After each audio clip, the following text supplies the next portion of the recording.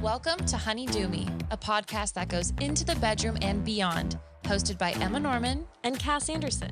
Here at Honey Do Me, we don't have all the answers, so we chat with experts, educators, and badass changemakers to get them. We are here to remind our listeners and ourselves that what we're going through is normal, that we are worthy of love and pleasure, and that we are all in this together. So tell us, honey, how do you do you? Sing 1, 2, 3, 4, 3, 2, 1. 'Cause no one can do it like we do it, like we do it, like we do it. 'Cause no one can do it like we do it, like we do it, like we do it. 'Cause no one can do it like we do it, like we do it, like we do it. Hi, how are you? Hi, I'm doing well. How are you, Cass? I'm doing okay. Good. Yeah. Glad to hear it. Well, today on Honey Do Me, we are talking about something Near and dear to our hearts. Near and dear, very applicable. Uh-huh. How emotions play into sex, particularly stress, is just one that comes to mind. Just on the tip of my tongue, I'm going to say stress. Not sure if anybody else is experiencing that right now, but that's just kind of where I'm at. Yep. When we dove into things about sex and our sex lives, I think this was something that was definitely on the front of my mind because especially during COVID and during stressful times, such as trying to work and trying to still make money, stress was a big factor. And I didn't really realize how much it could be playing into my sex life and kind of affecting how I'm in the mood, how I'm not in the mood. And you start to like shame yourself. You start to, really downplay how much this can have an impact on your life. Totally. I know for me, and I imagine this is true for other people, I have a tendency to forget that my sex life is connected to every other part of my life. Absolutely. Right. And that something that's happening outside of the bedroom, in the kitchen, in the living room, because I don't leave my house, is going to affect what's happening in the bedroom. If I'm stressed about work, if I'm stressed, if, we're just not getting along in my relationship as much, it's going to make it harder to have sex. I might not always be turned on. Yeah. And that's a really big thing that I had to learn too, which is something I learned when talking to someone else was like, oh, so your house is always messy. Oh, so this isn't always done when you walk in the door after a full day of work. Like, go figure. Or like you just moved to Portland. Sure. All of these things are definitely going to be playing into your ability to get in the mood, get turned on because your mind is running and you don't really realize that. You think of like, but shouldn't I just be willing to enjoy and settle into this pleasure? And then you start thinking about like, well, then what's wrong with me? What's playing into like, what do I need to change about my life? And it's like, you know what? It's actually really normal. Yeah, it's completely normal. And we just need to remember that like our internal is impacted by our external always and not shame ourselves for that because there's enough shitty stuff going around. We don't need to put more shit on ourselves. Right. And I think another thing that I start to internalize is, what you see out there that people are like, oh, thank God I have my partner. Like this, I'm getting through this because of my partner. Or like sex and these romantic nights and, whatever. So lucky to get all this extra time together. Like I haven't thought that once since COVID. Let's be real. Like, okay, maybe in the beginning when you thought this could be fun, but I think definitely once it started becoming real and real life things were affected, like my income and everything else, it wasn't fun. Sex wasn't on my mind. I wasn't in the mood. My partner, obviously he's someone I want to rely on, but we weren't having like fun days every single day. It's stressful. It's hard. And seeing that, on your social media, like, oh, that's so cute. We like made a picnic in the living room. It's like, I'm sure that was fun for you. Great. I'm sure that was so fun. But like, that wasn't my reality. And it was hard to see that and then feel like my relationship wasn't living up to these like cute little standards that were supposed to be happening now that we have all this alone time. It's like, barf. 100%. And I think that applies not only to like your relationship, but to yourself. Like, are you using all your extra time to make sure that you're like working out and making super extra healthy recipes? These goals and that like, people keep thinking that we should be like, are you coming out of quarantine hotter than you went in? No. Yeah. No. I'm not. These things, I've been lucky enough, I think we both have, to see posts that have countered that. 100%. But then I look at other people that maybe I don't interact with as much, and their posts have been like, if you're not coming out of quarantine with a new skill, a better body, this and that, whatever. like all that fucking bullshit, then like Fuck you. then you didn't utilize it. It's like, actually, that's not true at all. People are going through so much like trauma or, stress right now. Like, no, go fucking shit that you're not coming out of this with a better body. Like, yes, I have 10 more pounds than I did. What of it? This is my safety. This made me happy. Yeah. Like we are, I don't know, like I think a lot about the difference between thriving and surviving. And this is a survival time. It's okay if you're not thriving right now. I'm not. I am, I'm doing my best to use this time, like the extra time that I have not having to commute to and from work, to incorporate a little more meditation here and there, a little more personal work. But I'm not doing that every day. I'm not using every spare minute I have. I've watched a buttload of TV. TikTok is a cool, neat thing that I've learned about. Isn't it? It sucks to be going through all of this and then also feel like there is so much pressure from what we're experiencing as a collective, be it COVID, we're currently experiencing the wildfires here in Oregon. And then to also feel shame for your level of productivity is disgusting. And we do put productivity on a pedestal and we do prioritize it. And it's like, now is not the time, because right now, like my mental health has to be the most important thing to me. Absolutely. And mental health will come above, in my case, and I think what you're saying in your case will come above sexuality necessarily, like within my relationship, and it'll come before like me sexualizing myself and putting myself first. And so that's always, it's trying to find that balance. And I think we found the most beautiful soul to talk to about creating that balance. Yes, we did. Today on Honey Do Me, we have Dr. Nazanin Moali. She is a true gem. She is a clinical psychologist angel baby and sex therapist who just gave us all the advice that we have been looking for and didn't even know we needed. So we cannot wait for you to hear all of the amazing things she has to share with us. And we will just catch you on the other side. Well, hello, Dr. Moali. We are so excited to have you here today. How are you? Good. I'm excited to be here. Thank you for inviting me. How are you guys doing? We're okay. I mean, Oregon's burning down around us, but we're okay. Yeah, we're in not the thick of it, but we've had family and friends. So yeah, it's been a harder week. Yeah. But we're here and we're really excited to be here. Yeah. So it's a good distraction. Yeah, seriously. Well, we'd love to start out by having you just tell us a little bit about yourself and what you do, and then we'll dive a little deeper. Excellent. So I'm a clinical psychologist and a certified sex therapist. So I have a private practice in LA where I help individuals and couples who are struggling with range of different sexual challenges. And also I have a podcast on psychology of sex that I've been airing for a few years now. Wonderful. And how did you get into the sexual wellness space? Well, I always wanted to do this. I feel like I've been doing sex ed ever since I was 5. My uncle was a gynecologist and I read one book about it. And I feel I was like educating the entire kindergarten. Love it. About it. But I always felt passionate about empowering people to reach the sex life that they want. And the more I've been doing this work, I feel that this is such a needed area of work, and I've been kind of falling more in love with it every day. That's beautiful. That's so cool that it's kind of been in your family for a while, this type of work. That's fun. Thank you. Yeah, my uncle's wife, she's also was a nurse practitioner specializing in women's health.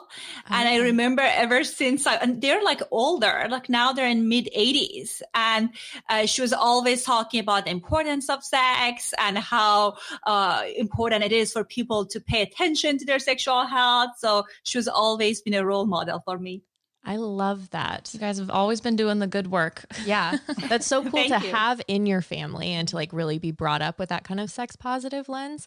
And then to know that there are practitioners out there who really are focusing on sex and making sure that sex is being talked about is so important. Exactly. So very good to hear. Well, do we just want to dive right Let's into just it? dive then? right in. Okay. We would love to know what it means. So we saw in your work that you talk about having deep and passionate connections with your partner. So we would love to know what that even means to have a deep and passionate connection.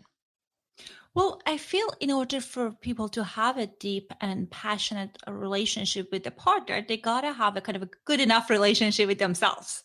So it means that it's not like two people who are not they're incomplete coming together. It's a matter of kind of people who are worked on themselves and know they know what they want, kind of meeting at a place of kind of connection and passion. And sex can mean different things for different people. When I meet with people, I say, okay, what's the meaning of sex in your relationship? For some people, is a connection. For some people, is passion. Is about passion. For some people, is about release. So it's a matter of kind of fulfilling that dream that you have. Like if this is something that you want the sex to represent in your relationship, then meaning that like being able to reach there.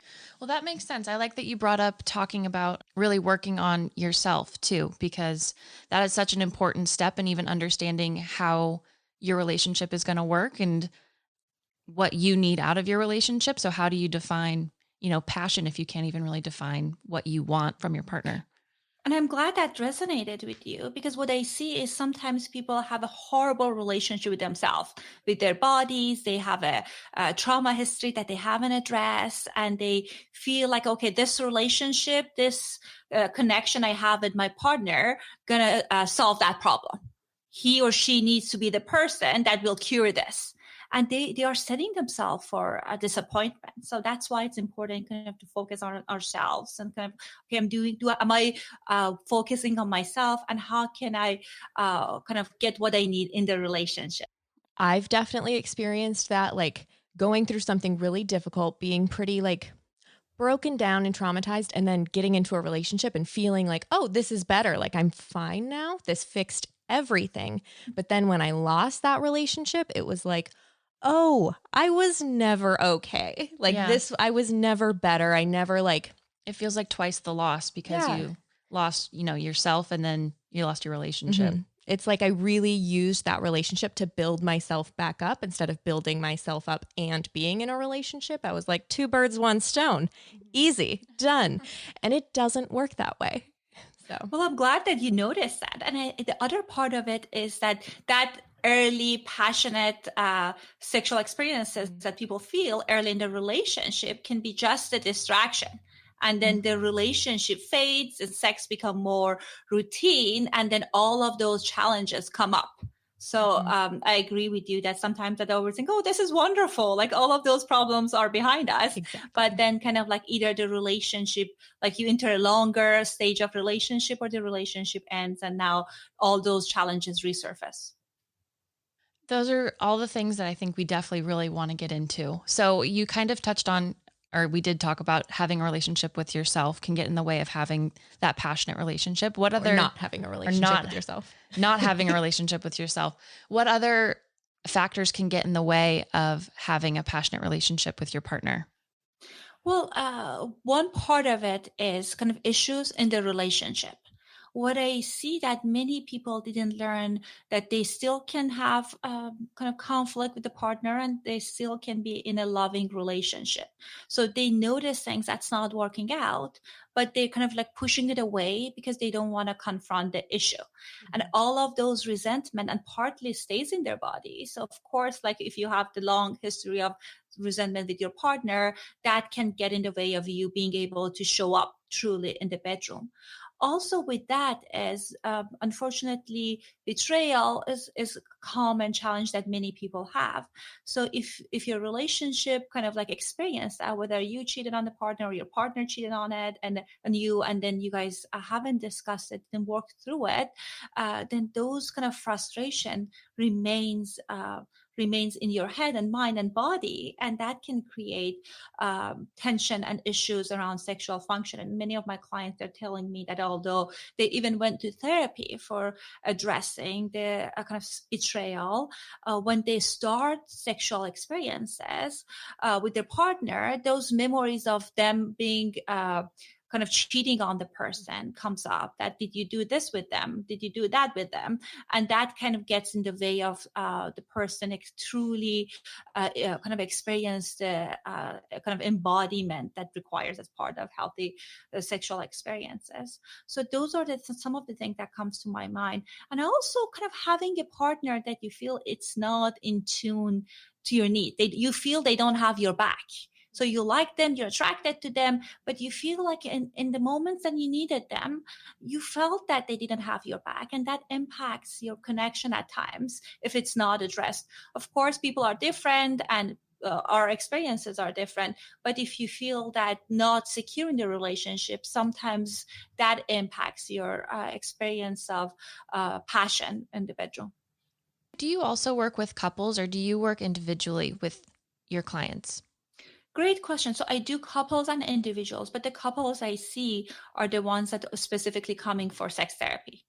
Okay. Would you suggest that if the couple is having the issues or difficulties that you just explained, is it more beneficial to attend couples therapy rather than attending therapy individually? Well, it depends. Go ahead. That was something that I've been curious in personally. And so I've been weighing out the benefits of like thinking that this is kind of a me thing, that maybe I need to go on a journey and find a counselor and someone I can talk to, or if this is an us thing and these issues are better addressed as a couple. Well, I think you're very thoughtful that you're thinking about what would be the benefit of each pursuing each. Many of my clients, they are in individual therapy and they are doing couples. What I usually see so if people are feeling that I have lots of raw emotion and I cannot sit with my partner 50 minutes processing this, then like individual therapy will be fantastic for that early crisis management periods. Because again, it's just that sometimes even this betrayal can bring up this question of whether I want to stay with this person or not. And kind of being in the room with them might get in the way of you really exploring it. So if kind of after doing individual therapy, people decide that, okay, this is I want to give the relationship a shot, and then kind of doing couples work with the partner could be a useful kind of path as well. But I've seen all formats of it, and it just depends on what would work the best for that specific person. I'm wondering, so when people are experiencing issues within their relationship, so whether, they're just arguing a lot, not that I would know anything about that, or if there is betrayal or just something it's not maybe even something directly related to sex, but it's impacting your sex life. What would you say is like the first step in working through that? Like, do you need to work through those relationship issues before you should even be like thinking about sex? Or should you try like easing back into sex? Should you just go right into like couples therapy? Like, what would really be the first step for those people? Well, it's my experience that especially with my female clients, and it might be stereotypical, but that's been my experience, my practice, that when they feel very disconnected with their partner, then that impacts their quality of sex. But I've seen clients that sex and kind of relationships, two different things. In the midst of argument, they're able to have passionate sex. So it's just a matter of kind of inviting people to see what type of a person I am. Does it impact my sex, or it is kind of something that kind of like impacting all aspects of my relationship. So I think it's important to kind of have a check-in with yourself and knowing that it's completely okay to be a different person. Like in relationship, two different people are coming together. And I get worried when people don't have arguments and discussions around things, because that would show that like you're not bringing your personhood in the relationship.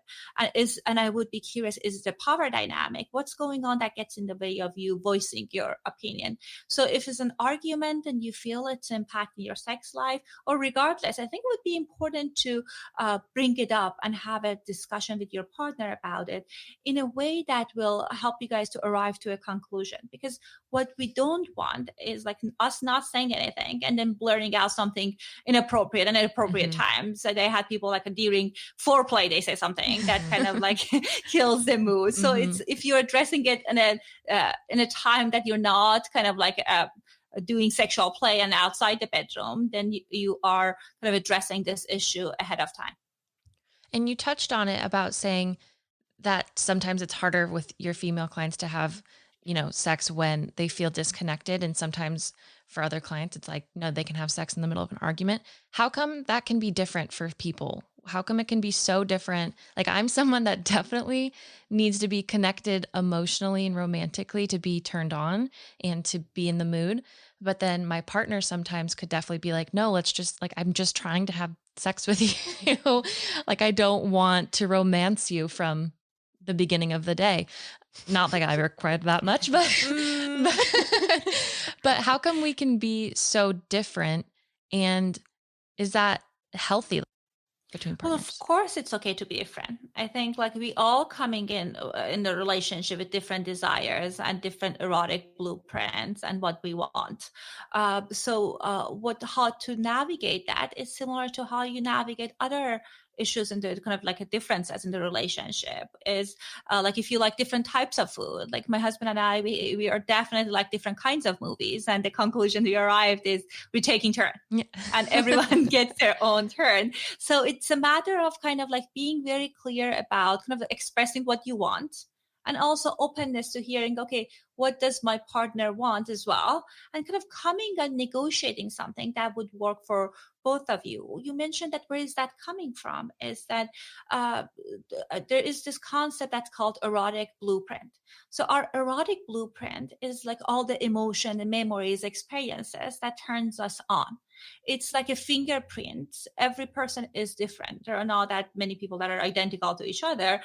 So it's important to get to know yourself. What is the emotion that I need to have to be in a kind of a state of arousal? For some people is romance. It could be excitement, thrill. For some people is shame. There could be a number of different things. So what do you need to have? And kind of talking about it with your partner in a kind of a matter of fact way, and kind of like coming up with a plan ahead of time. That sounds like a lot better approach than what I've been trying. So I'm that person that what you said, blurting out at the wrong times, not necessarily appropriate around friends during foreplay. Yeah. No, but that if you're going in it with a plan and you kind of talk about a balance and a compromise, that sounds a lot better than, trying randomly and being like, well, I didn't get what I needed. You didn't get what you needed. Mm-hmm. And now that was not great for either one of us. So talking more matter of factly about sex and erotic blueprint, I think just needs to be more of a conversation in relationships too. Definitely. And it makes me think about, like, I know if I like personally, if I'm having an issue in my relationship and then, we don't really talk about it, we kind of ignore it, and then we try and have sex and it's just not great, then it like that sticks in our head like the next time. And it's just this like really shitty, like downward spiral of like, well, I don't want to because it sucked last time. And right. Yeah. So that's another hurdle that I've experienced too, where the sex maybe wasn't great because of other circumstances, but your head gets stuck on the fact between you and your partner that like sex wasn't great. So now it's kind of more, it's like you're building this like mountain out of a molehill, and how to take steps to move past that when it's really about maybe something emotional or something in your relationship, but you've made it now about sex when maybe that's not even where it began. Absolutely. That's why I tell people when they're coming for sex therapy and I had like tons of bad experiences, the first homework is like a stop having sex, because you don't want it to be that kind of same vicious cycle, because exactly what you described with, okay, maybe perhaps you were not able to experience orgasm because you're worried, or your partner, if you are kind of having sex with someone who has penis, that he didn't get an erection, and kind of get into this mindset of what does it say about our relationship? He is interested in me. And all of those stories can kind of like remain with us, and that gets in the way of our future future times having a kind of great sexual connection. I've never heard don't have sex. And I think that's actually great advice, because I've gone to my doctor and we've talked about just like how stress can impact, sex in your relationship. And it was right after I moved to Portland. So of course things were kind of all up in the air, but she's like, sometimes you just have to like keep going through it, even if you don't want to, like just keep having sex, even if you don't want to, like, and then you just kind of get used to it. and it won't be such a big deal. But I was like, but I don't, that doesn't You don't make want sense to get used to me. it sucking. Yeah. Like, and I'm just that- going to get used to shitty sex. No. No. So feel like I was like, well, that definitely won't work for me. But now this healthcare professional is telling me that's what I'm supposed to be doing. Am I crazy? But I really like your advice of stop having it because You're reinforcing Yeah. something negative. yeah. Well, I'm sorry you had that experience. That sounds frustrating, but that was my experience too. So when I was in graduate program for a while, like out of nowhere, then I started having painful sex, and I went to my physician, and her recommendation was, like, just have a couple glasses of wine, you'll be okay. I was like, that's definitely not a treatment for painful intercourse. So that's unfortunately, like, you hear those kind of things for people who are not trained in the field of sexology and sexuality. I don't like that. Just That's have wine. definitely Numb not a solution to the root problem. Yeah. That's the definition of a Band-Aid. it up. Yeah. Wine and just keep pushing through. Exactly. No, thank you. So we would love to explore erectile dysfunction a little bit more because I feel like it's talked about to a certain extent. I mean, I feel like there's like quite a bit of research on it, more so than in like female health. But really what we want to talk about though is like, how common is it among 20 somethings? Like in that population of people, that's where I really feel like it's not talked about. And if it's talked about, it's in a really shaming, like making fun of people way. And so I would love to just discuss that a little bit. Excellent. And I'm glad you're talking about younger population, because so yes, when we get older, sometimes our body changes. Doesn't mean like you're not going to be able to have an erection, but when you're younger, also people at times they're not getting an erection for a number of different reasons. First of all, I tell my clients that like if after like when you're masturbating or when your partner every 10 times, like around 6 or 7 times you're feeling you're doing a good, like you're getting an erection, then that's that, you know, there's nothing wrong with you, because clinically then everyone struggle at time. It could be related to number of different things. Again, part of it could be kind of like a performance anxiety struggle, that okay, I'm either really into this situation, but I cannot, like you need to be in this optimal phase of excitement to be able to get an erection, and the window is kind of small. If it is like you're more excited or less excited, then you might not be able to get an erection, and there's nothing wrong with that, because as many of your listeners probably can relate to with your female clients, at least like female listeners, many people experience orgasm with clitoral stimulation. So whether the partner has a erection or not, most people are able to have fantastic sexual experiences. So I don't want to kind of like the listener think about, if the erection doesn't show up, then we cannot have quote unquote sex. So that's part of it. So number of reasons that lead into people kind of having erectile functioning issue is, part of it could be substance use. We know that sometimes when people are super drunk, they cannot get an erection. That's how our body function. The other part is whenever you're very stressed out, when you have lots of cortisol in your blood, you will not get an erection. And it's not a matter of like, okay, I'm going to pop a pill or Viagra, because when the issue is the cortisol level, even when you get an erection, when you take the pill, you will not get an erection. So these are a few things that it's important to keep in mind, and kind of thinking about that. Even I think most important message that I have is, even if you feel like, okay, you're not getting an erection, I don't want you to feel that you will not be able to have tons of fun and wonderful sex. My invitation for people is kind of to increase their repertoire of what they label as sex. Sex can be doing number of different activities, and my invitation for people is actually try different things, because what I hear in my practice is my clients telling me that like we've been having the same kind of a leftover sex for years and years, and we don't know what to do. So if you have other things that you're doing, then that's exciting. That can help when erection doesn't show up, or if you want to have different kind of experiences. And what would you suggest would be the best way for the partner to help? Like, what can you say? You know what I mean? Because I think people have a tendency to internalize that. And instead of being like, oh, I'm just stressed, I have a lot going on, they're like, there's something wrong with me and I just can't perform sexually. And it's like, no, like it's something outside the bedroom.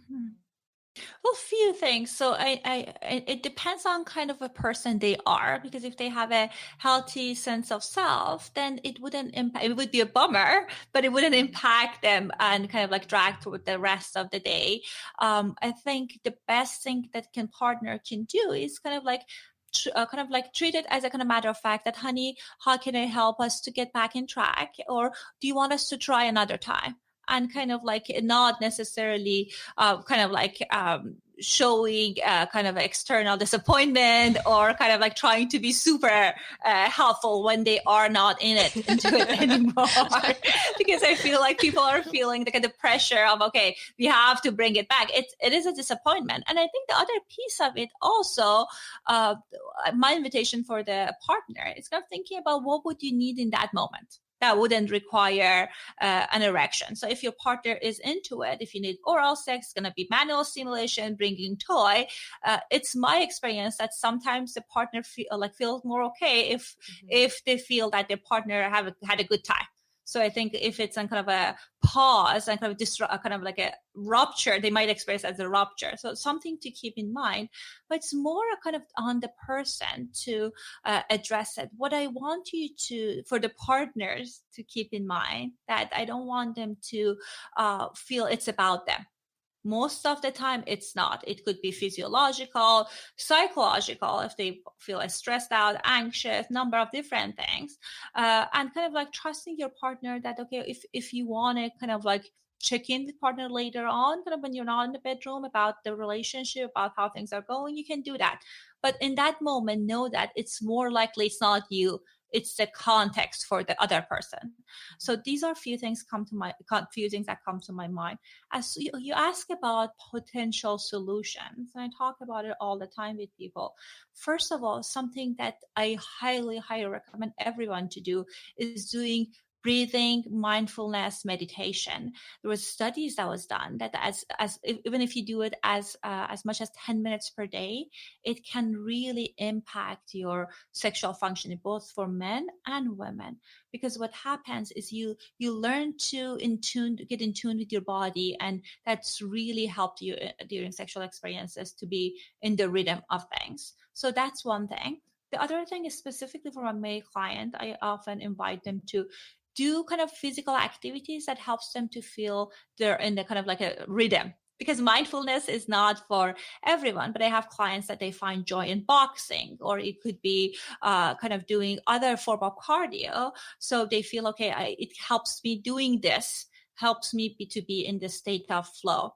Lifestyle challenges, if changes can be good if the lifestyle leads to the long-term issues with kind of erectile functioning. Sometimes if we don't have a healthy eating behaviors, then that impacts our erectile functioning. So it's important to keep that in mind as well. Those are all really good suggestions too. And I think especially during this COVID time of like changing up your routine and making sure that you're doing things that make you happy or get your blood moving and you're getting exercise, especially could really help you recharge a little bit. Yeah. But speaking of COVID, so have you noticed anything different with your clients, kind of sexually with your clients, but issues coming up during COVID regarding sex and their relationship? Yes, for sure.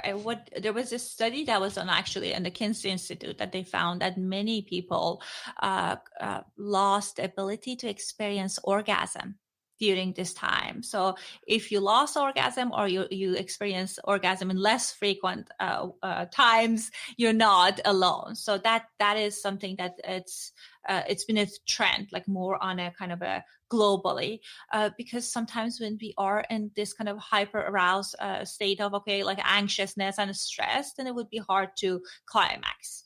What I noticed with my clients is that also the conflict, it's kind of like increased, and that impacts people's kind of sexual experiences. I wouldn't know anything about having more conflict being around your partner 24 fucking 7. Well, it's a lot, and you're Yeah. not alone. I feel like clients, they feel like, okay, I cannot take one more minute of my partner because we used to our partner going to their work and us doing our thing and kind of reconnecting few hours at night. And it doesn't mean like that was unhealthy. And if it's hard, if you're missing that independence of time alone, that's absolutely normal. And my invitation for people is kind of like at times create that separateness. Mhm. The fact that you are in one space doesn't mean that you have to be together all the time. Even if it means like, honey, I work in this room, you work on that room, that's something that can be helpful. So that's one thing that I've noticed. The other piece is this kind of experience that we have highlights the importance of connection. So sometimes, like, people think about, okay, the goal of sex is to climax. That's all I want. But right now that we're not able to physically connect with other people and we're kind of isolated because we're with our partner, as many people find the connection in sexual experiences that they have. So even if you're not experiencing orgasm, it still can be beneficial if you connect with your partner when you do sexual play. That makes a lot of sense to me that those things would be occurring right now. How do you keep it spontaneous? Because there's nothing to make the mood different, it feels like, because you're just sitting in your room or you're sitting in your living room. So it's not like we went out to dinner and now we could try this. It's like, so how do we keep it fun? We have fun and funky. How do we keep it fun and funky? Oh, I like that. You're speaking my language. I hate boredom. Well, I think it's just a matter of kind of adopting new eyes for things. What I've been talking to my clients that right now that we're not able to do things outside the house, then my invitation is that maybe then you can bring excitement to home and kind of like doing things, planning things ahead of time to kind of have a kind of this exciting novel experience. Because I think I don't want people to have lots of boring, spontaneous, non-fulfilling sex. Mm-hmm. And I think it would be helpful if you kind of like setting a date that, okay, maybe Friday night is our sexy playtime. And kind of like thinking ahead of time, what are we doing for sexy playtime? Some people get like some sex games that they're playing together. Sometimes people play with kind of like when they want to kind of like make food and then kind of like create this aphrodisiac food and kind of enjoying it together. That could be one thing. They could be thinking about, okay, talking about what other thing that a few of my clients they're doing is they're doing naked happy hour. So you're getting naked and we're kind of talking about sexy, fun things, like maybe things that you want to explore with the partner when we are out of this situation. So just a matter of kind of like dedicating some time for it and kind of like start thinking about how can I bring novelty. The other really fun thing to do is like talking to your partner about what objects around the house you can use for sex. And that can be a really good way of start kind of adopting new eyes for a household object that we're taking for granted. What if their object is super weird though? You're like, not that one. No, you're weird. And now we don't match. And that would be fun. You can talk with your partner and you guys laughing and you're in a good mood. So either way, it's going to work. Yeah. It's going to do something good.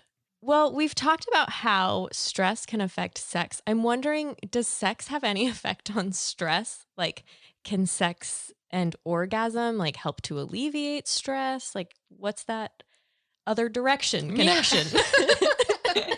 Other direction Well, there are connection. tons of good chemicals that get released in your body. So if you're able to experience orgasm, like voila, you feel immediately better. So I think that's definitely a plus.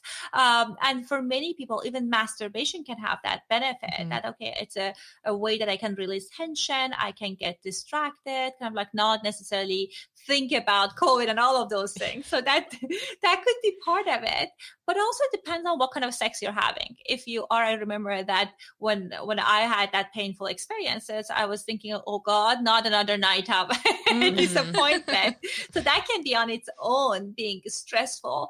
So it's just a matter of what kind of sex you're having and kind of really thinking about what do I want to have more of? Kind of what is in the menu of in this chapter of my life. So maybe in this chapter of COVID, I want to have adventure at home. So whatever it is, I'm kind of like planning it accordingly. That would definitely take the stress off for like, this is going to be what I want tonight. Like how you were talking about trading off. So like tonight will be my night and it's going to be really fun. And that'll also take all the stress off. I don't know. That could Just work. write it on the calendar. Yeah. And I think that's a wonderful way that you're thinking about, okay, taking turn. One thing that some of my clients, they do is like they create this list together of kind of exciting things that they're into each. And they're kind of thinking about, okay, like, honey, look at the list. What is, like, rank them from 0 to 10. So 5 is neutral, but then above 5 is exciting and below 5 is not something I'm interested in. And then they take turn knowing that menu. Of course, you don't want to do something that's a 1 or 2 to your partner, but I'm thinking about, okay, if it's, I really want it and like it's my night, maybe I'll try something from 5 or 6. Then your part, knowing that your partner can do the same. So I think it's a great idea to have those conversations ahead of time. I like that number list. That's kind of fun. I think the hard part in relationships sometimes, especially with younger people, is that it's not talked about enough of the logistics of sex, even though it can kind of not be sexy, but talking literally about what you like, what you don't like, and how to make that other person happy in that moment. And maybe it can not sound as sexy when you're thinking about needing to sit down and like plan out your sex, but I think it's really helpful and beneficial because sometimes I'll learn from my partner something that he like really didn't like. I'm like, oh my God, I did that every time though. Like, that's so awful. I'm sorry. I'm so sorry I did that to you. Right. But talking about, especially in younger people, I think would be really important in making that normal conversation. And you can make it fun and sexy, right? Doing I'm it thinking naked, about the happy hour. Yeah, like you said. naked happy hour. You can say, you know, honey, when you did this, oh my God, that drove me wild. Like I would always start from something that's like positive. So you're building your partner's self-esteem and kind of make them feel okay about it. And I'm saying that, you know, I didn't necessarily find that particular thing that useful, or it wasn't necessarily the most pleasurable thing for me. So you're talking about it, but also whenever you're bringing kind of like what's not working, it's really important to also kind of like highlighting what's working. So you're giving your partner this kind of boundaries of what you want more of and what wouldn't work. Of course, like during sex, if something feels horrible, you definitely want to address it with your partner, saying, okay, stop it. Yeah. Because we don't want to kind of be in pain, or because we're not saying something, or because either psychological or physical pain. But I think if it's something that you want less of or not at all, then that would be something important to talk about. Right. And then let's jump into libido and sex drive. So what is it? Basically, what is your sex drive? What is your libido? Well, a sex drive is like how much you're, like in a simple term, like how much you want sex. And it's different than arousal in a way that like you're like with sometimes your body can be aroused, but your mind, you're not into it. So you might not want to have sex. And desire kind of challenges can come up for a number of reasons. So it would be important to kind of think about if you notice a change in your desire, what's happening. So when people coming in with their partner, I'm thinking about, okay, like my partner doesn't have low desire. I say like low compared to who? Because like sometimes, you know, that like that low desire person can be in a relationship with someone else and there's nothing wrong with their desire. So it's just important to think about, okay, who are you comparing it to? And I think if that's something that you are kind of assessing based on yourself, that, okay, I used to have a higher desire and now I'm not into it. I don't want to have sex. I don't have sexual fantasies. I'm not into it. Then there could be a number of different things that's happening. One is that possibly then there could be some kind of emotional, psychological underlying factors that could kind of be in play. Sometimes it could be something related to the context, that specific context that's going on. So especially in context is really important for my female clients. And how do we define context? It's like we all have our turn-ons and we have turn-offs. What happens is when it comes to sex, people are focusing on, okay, do I have enough turn-ons? So turn-ons are like a gas pedals. Do I have enough gas? Like I'm pressing on gas enough. Mhm. And gas pedals could be candles, lingerie, those kind of things that most people are doing. But the other piece of it is kind of like if you are, there are lots of turn-offs in your environment. So if you're pressing on the brake, so it's important to kind of address, okay, what's going on in this context that gets in the way of me experiencing desire. Sometimes it could be simple things in the kind of environment. Maybe you're overwhelmed, you're tired, you were not able to sleep, or it could be there are tons of turnoffs in your life that contributes to how you're feeling that particular moment. And it doesn't need to be this kind of a huge turnoff. Sometimes many of my clients, they're young moms and they worried about what if my kid is walking in, or what if people are hearing me outside the door. It could be a number of different things. It's just like, okay, tackling those turnoffs that can help you feel more ready and kind of be in the better space, so you will be able to have sex. And sometimes it could be psychological, sometimes could be physiological. So changes in hormone also can impact your libido. So there are so many different things that can be in play. So were you saying that libido and desire were different in the beginning? What I feel like libido and desire, to me, it seems like it's the same thing. It's a kind of a wanting to have sex. It's my experience. And then arousal is like your kind of physiological and psychological readiness, like the body that's showing that I'm ready to have sex. Okay. And why can those be disconnected sometimes? Like, because sometimes I could be like, yeah, I could have sex, but then I know that my body won't, I'm just like not going to be aroused. Like it's just not going to happen. Like same thing with kind of masturbating. Maybe sometimes I'm like, oh, that sounds like a really fun idea, but I don't want to, so how come those can be kind of disconnected? Well, a few things that can lead to that. First of all, I feel like when a partner sex, sometimes people are not taking enough time to do foreplay. So we're not creating space for our body to get ready. I tell people that we have this rule in sex therapy that minimum 20 minutes of foreplay. And foreplay, then oral sex is not a foreplay. It's part of the play. So it could be like kissing, teasing, caressing, whatever you're doing as part of foreplay. Because sometimes people feel, okay, my body need to be aroused. I need to get lubricated and all of that. And we have like 5 minutes. And knowing that that's not going to happen in the 5 minutes. So that could be a part of it. The other kind of dark side of it is with sexual trauma. What happens is people might get lubricated, they get an erection, their body respond as a way to protect you, that like you wouldn't have tearing, you would be able to get through the experience. But it doesn't mean that the fact that you have arousal means that you have the desire for having sex. So it could be both ways, but it's my experience that sometimes in the partner relationship is we're not taking enough time to kind of like do foreplay. The other kind of challenge could be physiological, kind of feeling okay, things I have health concern, like things I'm not in a good place with my body, and therefore it might take my body kind of longer time, or my body might not be ready for sex right now. The other thing is like sometimes I feel people are underutilizing lubricant. I feel like you gotta use lots of lube, regardless. And that's my kind of a fixed solution. Of course, if you don't, you feel like it's gonna be painful or uncomfortable, definitely don't do it. But there's nothing wrong with adding some lube to make things go smoother. Right. That's a big topic for us that we've noticed recently, is talking about the usage of lube and kind of the stigmas behind using it, and just the benefits that one or both of us have felt using it. And that just needs to be talked about more, and not as a shameful thing that needing it. Cause I remember talking about sex and talking about lube, and it was, not wrong, but it was like, oh, so you need it during sex. Like it was a bad thing. So that needs to be talked about more, because that sounds sexy and fun and and healthy to prevent, vaginal tears and making sex painful. Which is something I've learned from our podcast.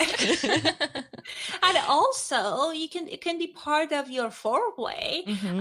What I've been incorporating is like, there's different CBD oils that you can use for massage, and then you can use it as a loop. So there are a number of things that you can do to kind of make it sexy. And I have clients that they experiment with using different loops as a sensation play. So my recommendation for people is like, please don't hold back using loop, because with loop you can do tons of exciting things. You can have intercourse longer, you can do different positions, so it can only add benefit to your sexual life. So definitely please use lots of loop.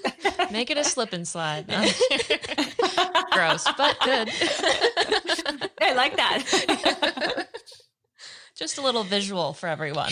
Just so everybody really understands what we're saying. What we're saying. A lot. Because you didn't get it before. So the visual was necessary. So let's talk about confidence in sex and how that can play into having good or not so good sex. Because I think obviously it has multiple levels, but even if you're not confident, like your physique, especially during COVID, not getting to the gym and kind of not feeling sexy. So how can things like confidence really impact your sex life? Well, you're speaking my language. I did my postdoc training on treatments of eating disorders. And I know you don't necessarily talking about eating disorders, but it's a range of kind of challenges people have with their body dissatisfaction. Well, I think what's really important to know is that sex is about how you feel versus how you look, because many people get stuck in this place of kind of performance that, oh God, this porn star had this kind of like body, and then within 2 minutes of penetration she started roaring and squirting. And that's not where most people are. Nothing is wrong with porn necessarily, but that's just like a kind of show versus like how it feels. So I first invitation I have for your listeners is that to make sure that you're identifying this script, that what are some of the stories that gets in the way of you feeling good about your bodies, because people's bodies are different, and there's nothing wrong with having one type of body or not. I would kind of assess if it's about specific body part or it's about like overall physique, because I have clients that for years they feel shame because their labia was different than how it was portrayed in porn, and it breaks my heart because I feel like, okay, they only show specific type of vulva, and if your vulva is different, there's nothing wrong with it. I never heard a male client saying that my female partner vulva was disgusting, or even in a lesbian relationship, same-sex relationships, which I feel like they are better with kind of like communication and kind of figuring things out. So it's important to kind of think about what are some of this kind of dissatisfaction I'm having is coming from. Are these kind of a learned messages, or it's coming from inside? And then I think it's important to think about, okay, if this is something that maybe during COVID, I feel like I wasn't moving. What can I do to make my body feel better? Maybe I can add yoga, that it kind of like creates more excitement and joy in my body, but also feeling that I'm doing something for my body. But I think more than addressing anything, first step is like kind of like trying to focus on kind of gratitude first. And I know it can be really tough, but my invitation for people is that to think about, okay, kind of identifying every morning, what is it that your body is doing for you? What are you grateful when it comes to your body? Kind of thinking about, okay, perhaps like my body, I love that my body is orgasmic. I'm able to experience orgasm. Things that are meaningful for you, and kind of like starting from there. And kind of like, again, if there are things that you want to change, you can always take action based on that.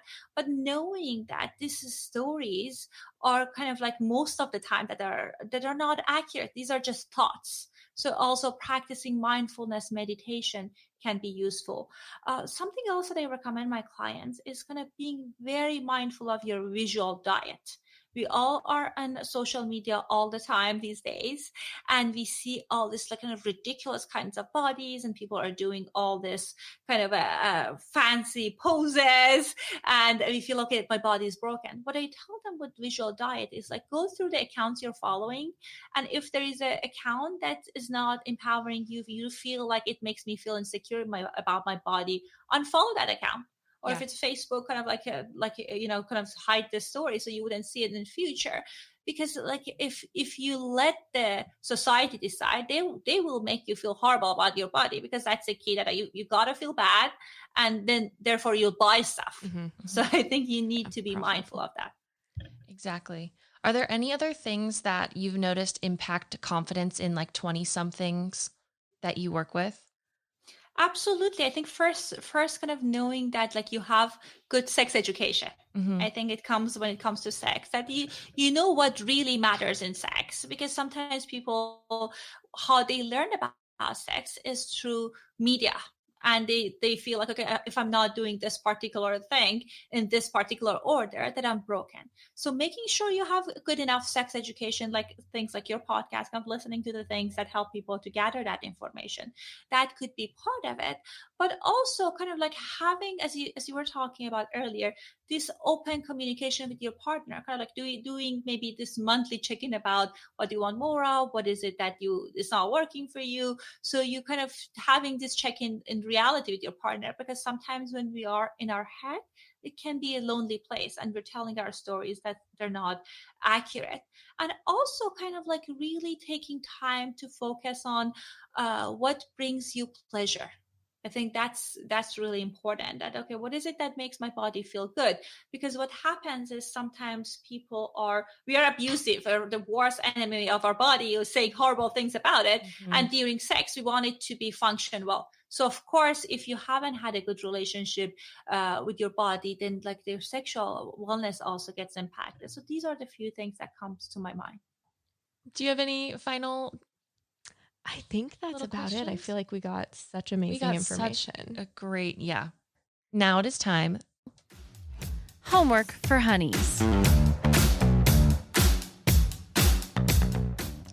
Where we talk about one actionable step that we can all take to start incorporating what you talked about today. So, Dr. Moali, would you do us the honor of assigning homework today? Well, I love homework. Very nerdy of me, but I love homework, and I assign a lot of homework. But I think one thing that can be specifically useful is to kind of like help people to energize their erotic world. So what I mean that, like, one of the sex therapists that I love, she talks about every person need to have a secret garden. What I know that many times, especially again, my female clients coming in and say, okay, what are you into? And they feel like, I really don't know, because they were kind of socialized back in the day that, okay, it's not okay for women to think about sex, or kind of like the good girls are not thinking about sex. So what I want people to do is kind of take time to cultivate the erotic garden. So maybe like every week, that kind of thinking about this week, every week, I'm going to take like around 30 minutes to plant thoughts, emotions in this garden. And how can we think about kind of like planting this garden is very important. So it could be even reading 30 minutes of erotic novel. So kind of like helping you to kind of like practice that muscle. There are podcasts, there are apps that are reading erotic material to you, and then it can help you also. It doesn't mean like you can masturbate with it or not. Kind of thinking about, this is something that I want to kind of like add to my sexual life. It could be kind of like you kind of taking time to fantasize and writing the sexy stories that you want to be part of. But what's important to kind of like start practicing that muscle, because it's my experience that the richer that your erotic mind is, the better sex you will have. And that's a skill that anyone can cultivate.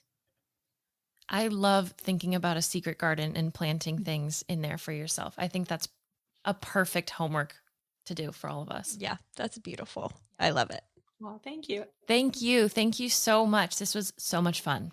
And how can listeners connect with you? Oh, excellent. Thank you so much for inviting me. So they can check out my information, my podcast at sexologypodcast.com. It's so good. Check it out. We love it. Thank you so much to Dr. Moali for being on the episode today. We are so excited that we got to talk to her about all the things regarding stress and sex and all the emotions. And thank you so much to our listeners for tuning in. And if you loved today's episode as much as we did and you want to keep this party going, you can follow us on Instagram at honeydoomePodcast. And you can head to our website, honeydoomepodcast.com, and subscribe to our email list. But why, Cass? Well, if you subscribe to our email list, you're going to get our freebie, which is currently a list of our 10 favorite sex things, my game changers, Emma's non-negotiables. And we're not going to lie, I think they're really good.